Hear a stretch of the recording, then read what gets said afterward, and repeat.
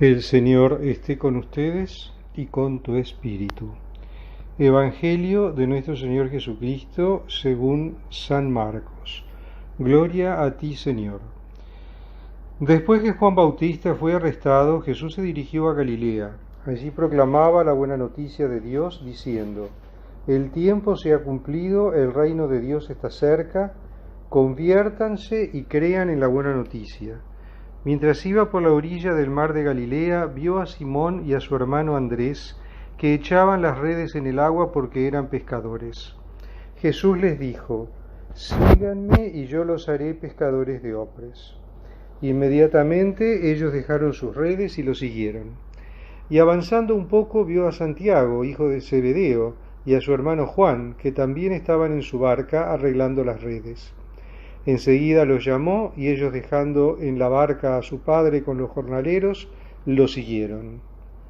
Palabra del Señor. Gloria a ti, Señor Jesús. Llegamos a este tercer domingo del tiempo ordinario, el domingo llamado también de la Palabra de Dios, con este texto del Evangelio de Marcos, prácticamente del primer capítulo del Evangelio de Marcos, prácticamente del comienzo del Evangelio, en el que Marcos nos presenta la incorporación de los 4 primeros discípulos al seguimiento de Jesús. Una incorporación distinta de la que veíamos el domingo pasado en el Evangelio de Juan. Pero también acá tenemos otra intención por parte del autor del Evangelio de Marcos. San Marcos, con su brevedad, un texto muy escueto, en pocas líneas nos dice en realidad muchas cosas. Y nos está hablando aquí en estas poquitas líneas de un montón de contenidos. Como primera medida nos está hablando del ministerio del Señor Jesús como, digamos, el que toma la posta que le deja Juan el Bautista. Es decir, el ministerio de Jesús comienza después del arresto de Juan.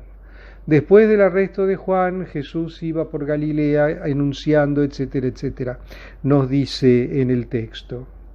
Es decir, el ministerio del Señor Jesús como una necesaria continuación del ministerio de Juan. Juan presentaba al precursor, mejor dicho, Juan era el precursor y presentaba al Señor. Entonces, una vez que el Señor se ha presentado, Juan se retira, en este caso lo retiran a la fuerza, pero Juan se retira, termina su ministerio y el Señor comienza el suyo. Es decir, ya no se anuncia que está por venir aquel que debía venir, sino que el que debía venir ya está, y lo que ahora está cerca es el reino de Dios, el reino de los cielos.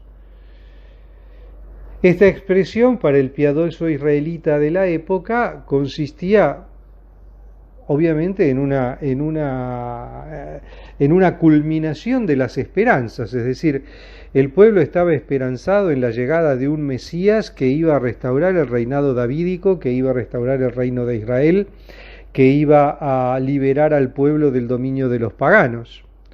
No nos olvidemos que la Palestina estaba bajo el yugo romano.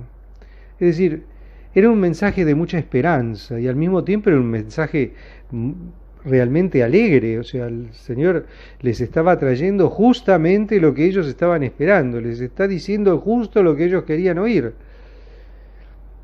Después no será como ellos querían oír, pero ese es un tema aparte. Pero el mensaje, el anuncio, el primer anuncio del Señor: conviértanse, crean en el Evangelio, el reino de Dios está cerca, el reino de Dios ya está por venir. Es decir, Juan era el que anunciaba la llegada del Mesías y ahora llegó el Mesías que les está anunciando la llegada del reino de Dios. En este contexto es que se produce y con este trasfondo, se produce el encuentro de Jesús con Andrés y con Simón Pedro. Entonces aquí entendemos un poco más. Andrés y Simón Pedro tienen su encuentro con Jesús, tienen el encuentro con el anuncio que está haciendo Jesús, ese anuncio de alegría y de esperanza. El reino está cerca, el reino está acá por llegar, está a las puertas. Y ahí comienzan a seguirlo. Y Jesús les dice, ustedes síganme, que yo los voy a hacer pescadores de hombres. Es decir, ustedes hasta ahora sacaban peces del mar o peces del lago. De ahora en más van a empezar a pescar hombres para el reino de los cielos. La misión del apóstol será la misión equiparada a la del pescador. En vez de pescar en el mar, el apóstol deberá pescar en la humanidad a los candidatos para formar parte del reino de los cielos. ¿Cómo lo van a hacer? Obviamente lo van a hacer a través del anuncio de la buena noticia, del anuncio del reino. Es decir, seguirán transmitiendo la misma noticia, el mismo anuncio que les está haciendo el Señor. El reino de los cielos está cerca, conviértanse y crean en el Evangelio, crean en la buena noticia.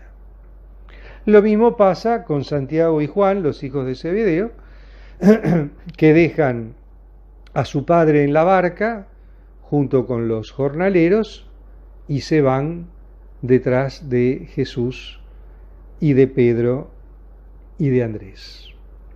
Es decir, el mensaje, el encuentro con el Evangelio, el encuentro con Jesús, el encuentro con la buena noticia, es el encuentro con este mensaje de alegría, con este mensaje de esperanza, por el cual vale la pena dejar todo lo que nos aportaba seguridades antes para embarcarnos en esta nueva aventura, que es la aventura del encuentro con Cristo, que es la aventura del seguimiento de Cristo, que es la aventura del descubrimiento de Cristo, del descubrimiento del Evangelio, y en el caso del apóstol también el descubrimiento de su misión en el reino de los cielos y de su misión como anunciadores de la palabra y anunciadores de la buena noticia.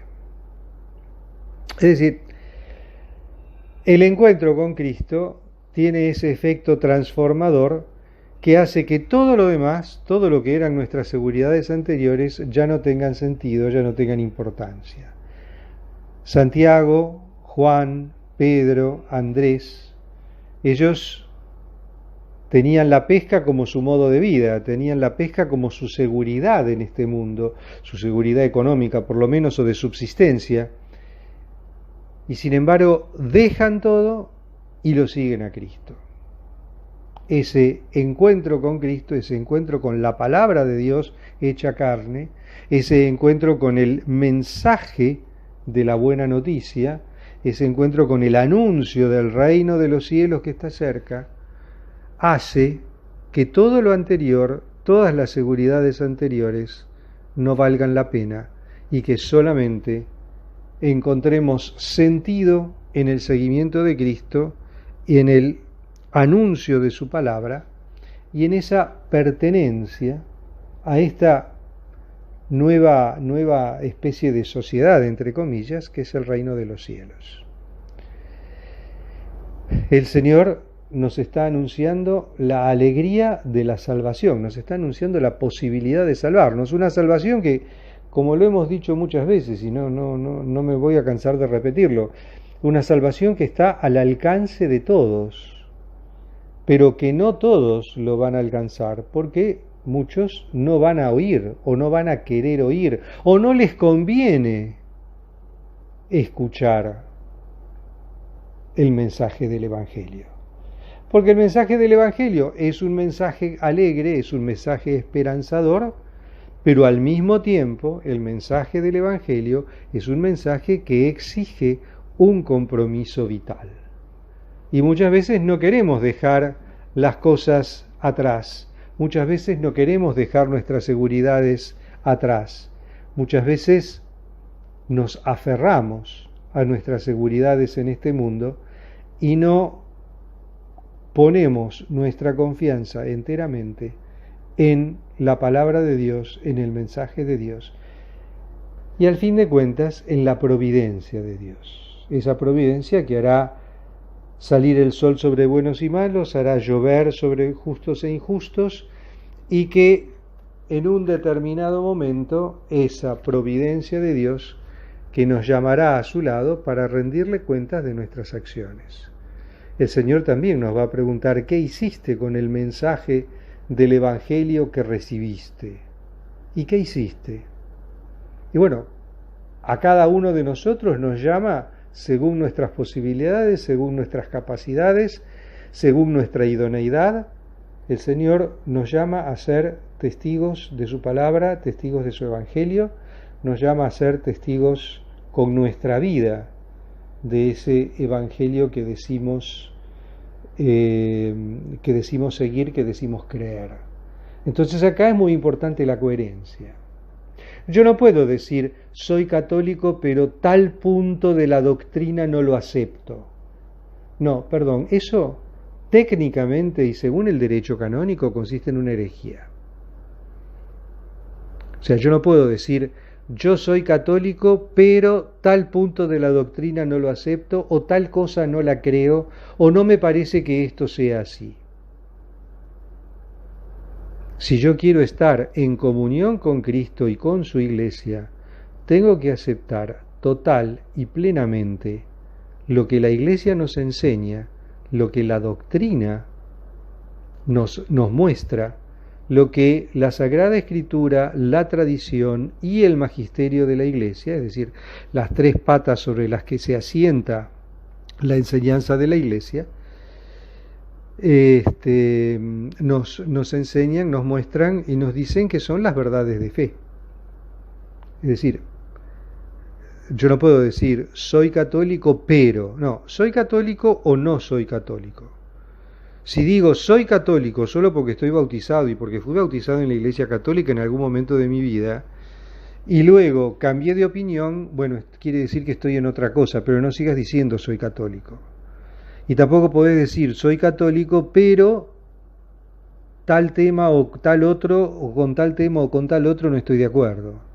Y no podés decir soy católico y vivir en contra de lo que, o vivir de una manera, mejor dicho, que va en contra de lo que nos enseña la Iglesia, lo que nos enseña la Sagrada Escritura, la tradición y el magisterio.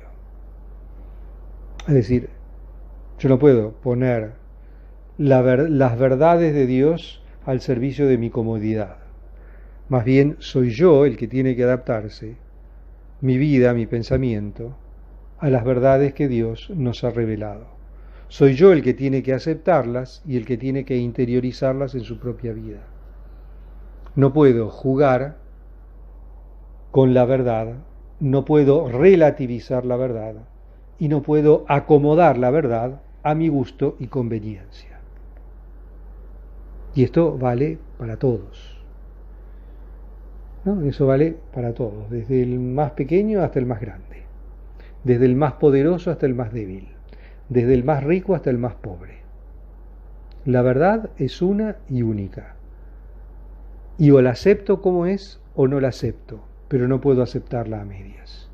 Porque la palabra de Dios, en este domingo de la palabra de Dios, nos exige el compromiso de la radicalidad en la opción de vida.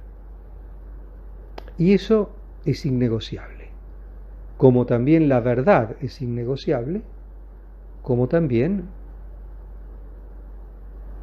el misterio de Cristo y de su Iglesia son innegociables. Alabado sea Jesucristo, por siempre sea bendito y alabado.